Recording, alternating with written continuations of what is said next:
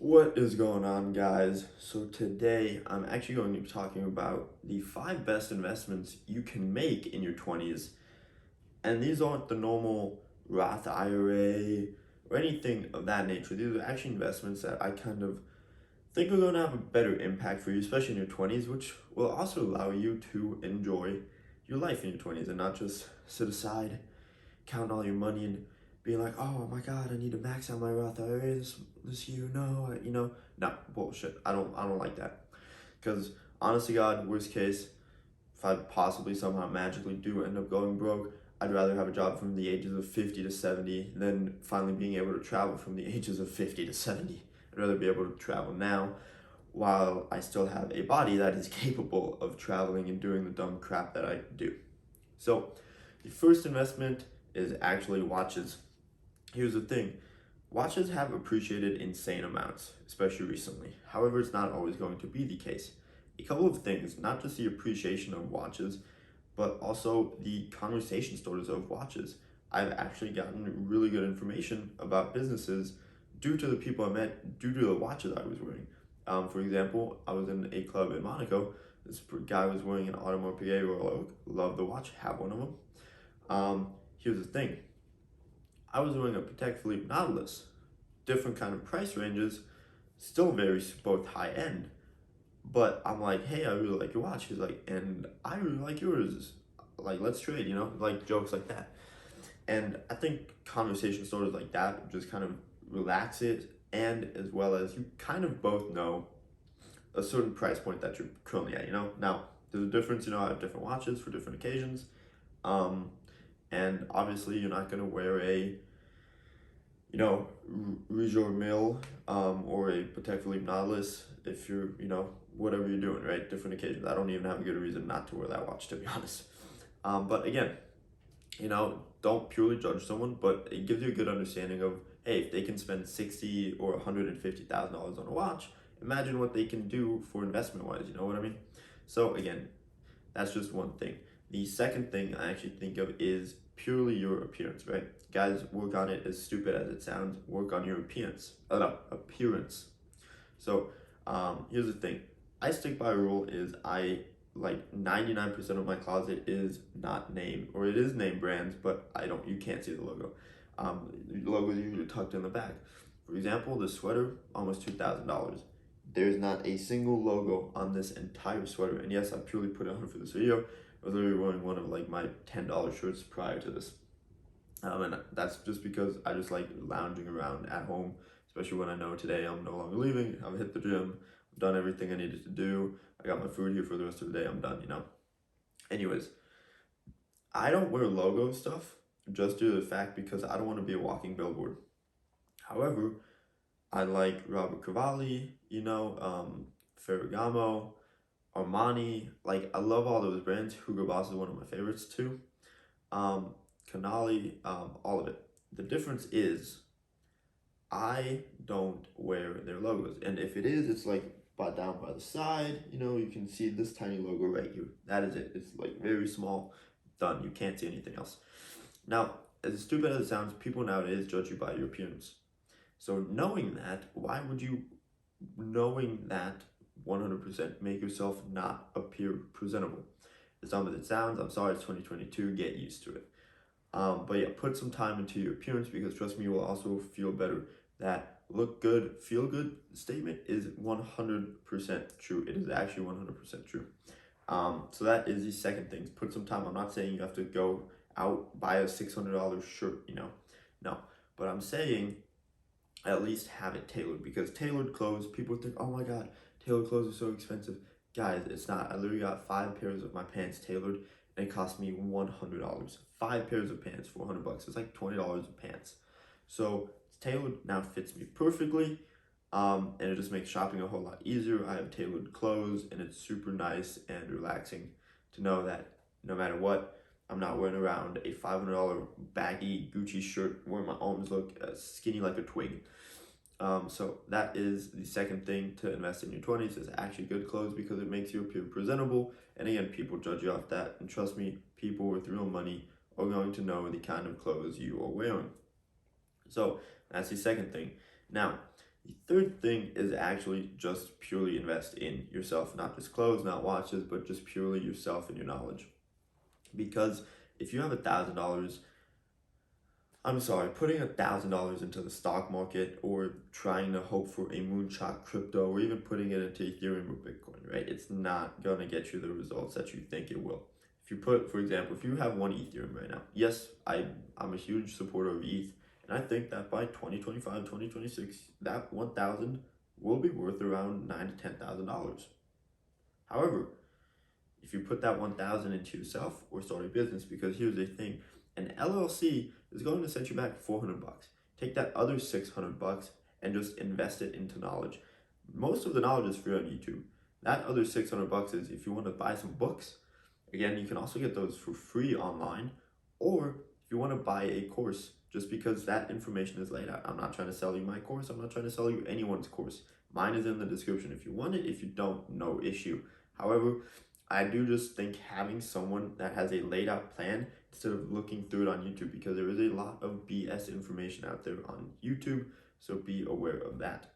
So that is the third thing, investing it in yourself, because once you start that LLC, just the tax benefits alone, more than that $9,000 to $10,000 off of ETH, or 2 to 3 or 4,000 you make off of Tesla stock is worth it. Plus, especially, you can do this within a year. The difference is you're going to have to wait around the next 3 to 4 years for it to even make a 10x. So that's just my thing. But yeah, creating an LLC for around 400, maximum $500 if you have no idea what you're doing, and then taking that other $500 to $600 and using it on knowledge, books, YouTube, lesson libraries, just to purely invest it into yourself. So again, those three are all kind of very focused on you. Now, the other two are actually going to be kind of more a money managed accounts in a sense. So second thing, or the fourth thing, my apologies, would actually be cars. Now you're like, why would I do cars? Cars are the same thing with watches. However, I'm going to focus on a certain car niche. It is actually based on the flipping of cars. So the lower end cars around the $2,000 to $3,000 to $4,000 to $5,000 range, flipping those is actually extremely profitable, as well as you can make passive income while you're flipping it. Now, what do I mean by this? Let's just, for example, I'll take one of mine. So back in August of 2021, I ended up buying a Range Rover. Now the car was worth around $9,000 to $10,000. I offered him $5,000 cash and he accepted it. His wife was making him get rid of it. Again, this is an example of a really good deal. So I already had a buffer of $5,000. Now, if I wanted to drive it, I could. However, one, he had very bad photos. The car needed a little bit of work. Not a lot, literally stuff I could do myself. And then the next thing is, it was a really good rental, especially up in the state of Utah, because here's the thing. It was a big SUV. It was a Land Rover Range Rover HSE, 2012. Now, what ended up going on is, every time someone's with their family, wanting to hike or ski, so again, you have to know your area, but they would rent out that car. Now, I listed it for $50 a day, because $50 a day is not a lot, especially if you're on a 10-day trip, you're paying $500, while all the other cars, are like Tesla Model 3s, or like then you get a crappy Subaru, and yes, I'm hating on you Subaru people. But the Tesla Model 3s, you were looking at like 140, 150, that's what I was renting mine out as well. Or the Tesla Model X for like 200. So you could get 3 to 5 days with my car compared to with theirs. Especially I had incentives if you booked in advance, if you needed extra mileage, stuff like that. It was super cheap. So that car was rented out almost every single day of the month.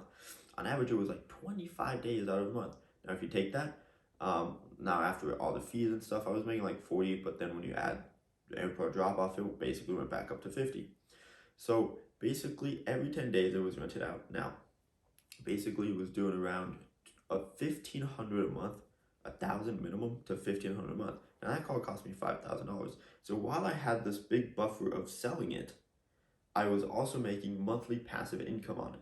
So this is why I say low end, but having a decent margin. You are going to try to find that $10,000 car, but get it for $5,000 so you have that buffer. Now, if you know your area well enough and you have expertise, you can rent it out during that time. Just at least be able to list it. Now, if you're trying to do weekly flips, again, it's not worth it.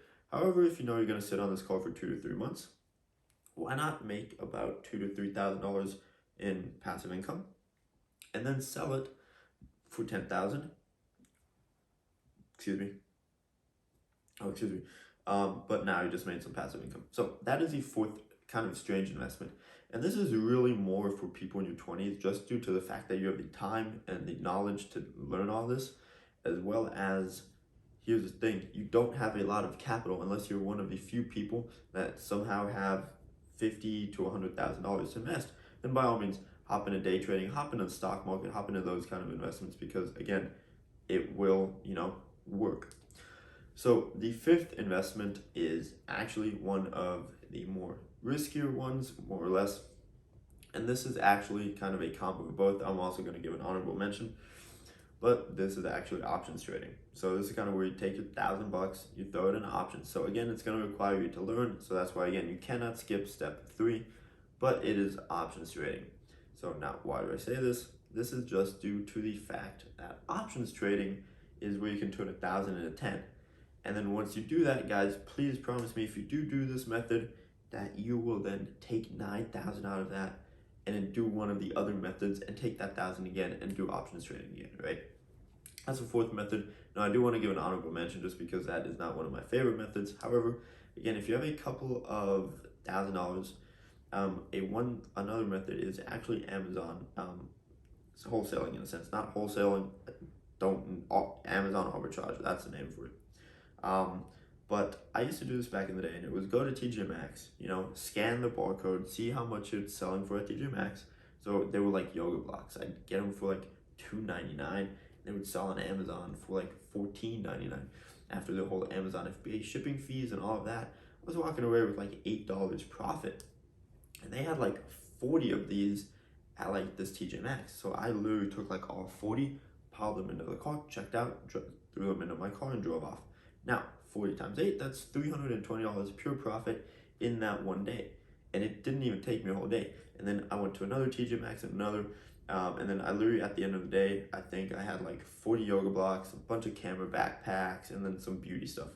And I think just in that one day of then also me packing it up, shipping it out, and all of that, I think the end of the day profit was like $800 to $900. And here's the thing, I didn't need a lot of capital, because again, those yoga blocks were like $2 to $3. So times 40, that's like $120. And then I think with like also the TJ Maxx, like 20% off discount on top of that or something, I literally paid like $100 for everything. So it was not bad. But again, if you have less than $1,000, that is another method to do. Again, this is more time consuming as well. But that is what I think the best investment in your 20s are going to be, as well as traveling again, but that also kind of goes into yourself, because traveling will help you meet people. It will give you that culture experience. And again, like I said, it would be better to then be able to work from the ages of 50 to 70 than the ages of 20 to 40, just due to the fact, or 20 to 50, because your body right now can't keep up with the life you're living. Instead of when you're 50, it's like, when I'm 50, I know for a fact I'm not going to be able to just fly into a Ferrari 488 and just be like, oh, my back. That's literally going to be me. I'm going to be like, oh, my back in the 488, like, right now I'm like in and out easy. Then I'm gonna be like, oh no, I'm gonna take the BMW 7 Series, man. I'm like, oh, I need that massage seat. I don't want to do that. So again, travel while you can, while you're young. But anyways, hope you guys enjoyed these 5 different methods of investing. And I will see you guys more in the next video. Peace out, guys.